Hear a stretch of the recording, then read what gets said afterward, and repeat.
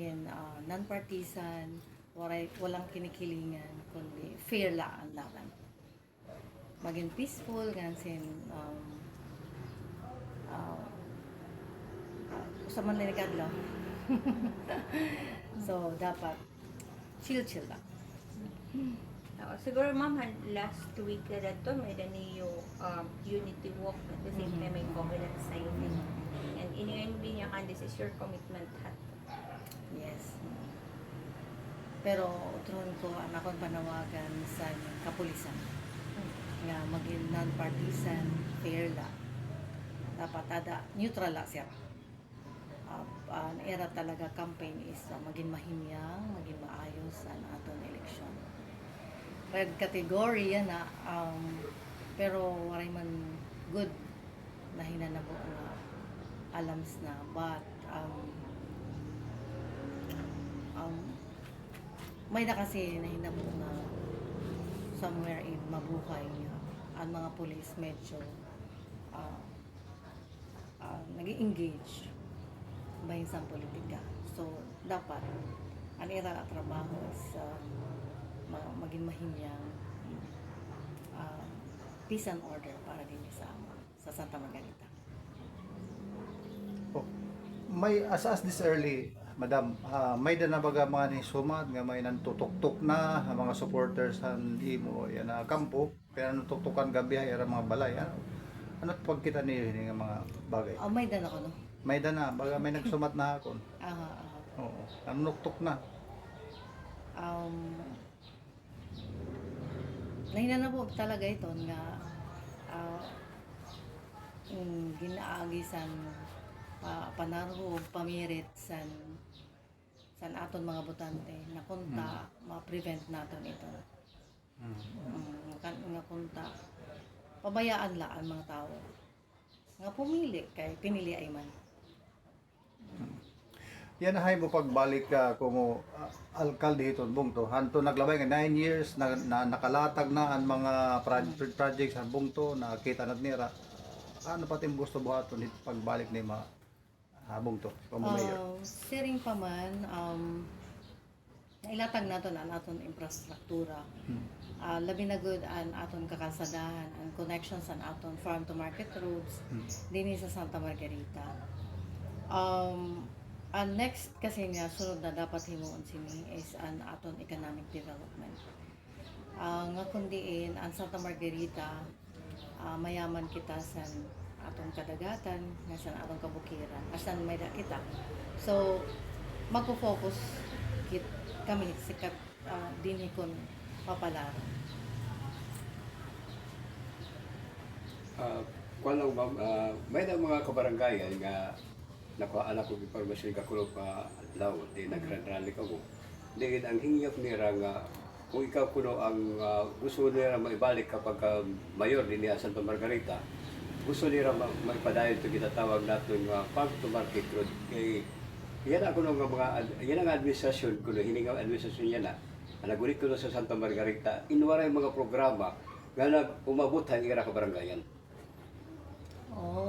Karag signon ang farm to market road asya nga nito nga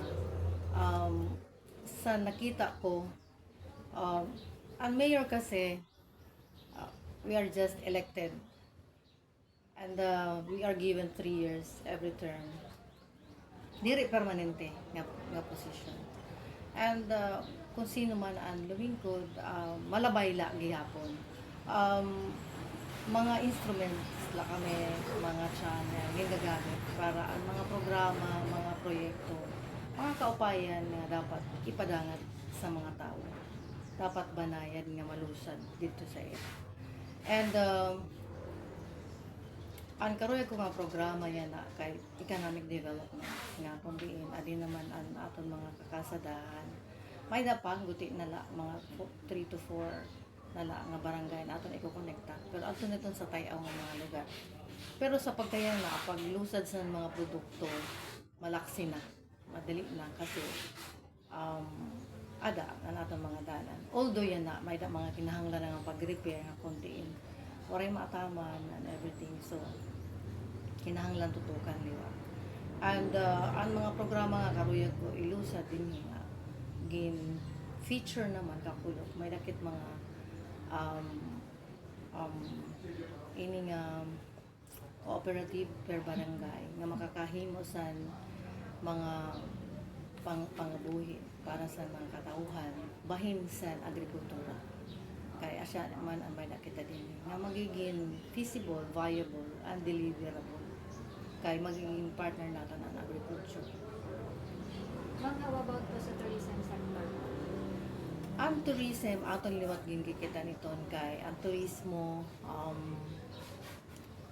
pinakadako talaga nga pamaagi para maging maupay ang imo. Dili lang para maging maupay, maging mahusay, kundi economic driven liwat siya.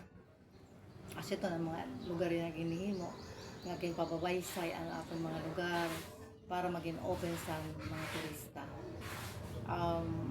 Usa liwat nga may daman ang Santa Margarita liwat natural resources mga may ipapasundayag nga mga lugar nga aton i-develop nga magkaka-entry kit liwat mahiyunong sa turismo.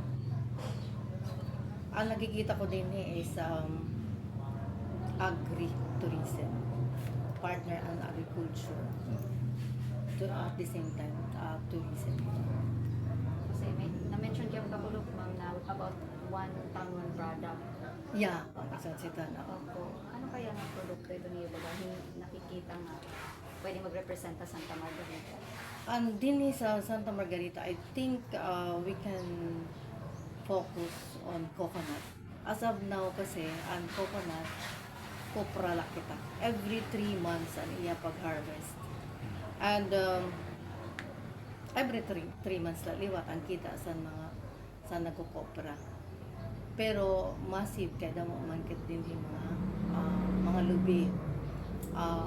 May na programa sa Department of Agriculture nga kundi in 45 days ang produkto pwede na siya i-harvest. Damo anihimo nga produkto out sa iya bunot, sa iya bagol, sa iya sabaw, sa iya meat nga kuan. So magkakamay ada sa harvest facility nga kundiin an isa nga agency na ang magma-manage nga ginpapalit na la iton every 45 days ang lubi nga produkto. Ang lubi kasi upat iton nga sa nga permi and every 45 days nga namumunga siya. Nga pag gin-harvest mo siya, mag-wait ka for another 45 days. Nga nakikita ko nga magiging Manilang puso, magiging mas maupay, magiging ibaan iya result in terms of economy nga imbis nga every 3 months every 45 days at the same time damuan mahihimo diri laan ginlulukad nga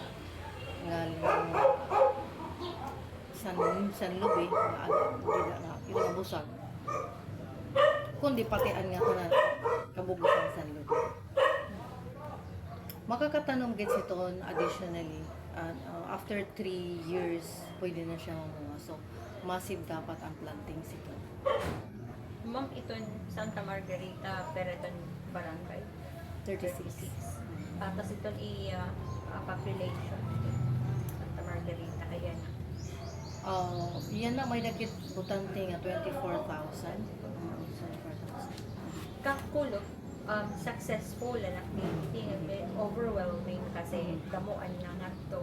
So, may ka bang sa amin na yun? And mga San mga nag-attender? pagsumunod, no? Oo. Una-una adto nga mga nag-attender sobra namon pagpasalamat sa ira nga nakigduyog sira ang adto sira sa ito nga time sa aton Grand Rally. Bisan waray kami panhatag adto sira up to the tinapos nila. So it was voluntary nga nakadto sira. Waray suhol or something. So dapo ang akong pagpasalamat kay ini sira nga mga tawo napabilin nga adi sa amon na nasuporta nag-uungara na makabalik kita. Kay ibang serbisyo ang eragin bibili na naaton na naipadang sa tupang nakalingkod ako. Kanina mang na-mention nga, may din na mga reports nga, may din na panukto, unexpected ito nga, may na pahiton ihimuon. May da ka mensahe para nga din imo mga supporters. Kini. Aha. Matuktok man lada. Matuktok man lada ay kamong kahadlok. Pagpabilin ka mo nga pumili kung ano gud, kung sino ada sa iyo kasing-kasing, kung sino gud ang iyong karuyag, pilion. Yan na nga Mayo 12, 2025. Lastly, ma'am, an kakulob an natabo dito nga Grand Rally. Pag sobra ang kada mga tao nga gusto kumadto, pero tungod kay limitadong lugar, asa nakita ko full pack man an bugos nga gym puno. Pero di ra lahat asa kada mo gusto kumadto. Oo. Damo pa na waray makakadto tungod waray mga Actually, kumuli. gin-trim down ato Oo. namon kasi diri pwede nga kung nalula ang capacity sa Oo. venue, pwede nga mag-attend. Ani ba yan So, na? pasensya sa to nga wala maka-attend. Asya nga ni nga nag-live kita para kung makabatik liwag di hapon sila, makasunod. Parang ka naman sa technology yan. So, dako lang tawag magpasalamat sa to nga namati na nagkita through online nga mga tao nga nasuporta sa ato. Yes. Okay. Ma'am, thank Thank you. Thank you, ma'am. Salamat. Okay. Uy, gayud na lang dito.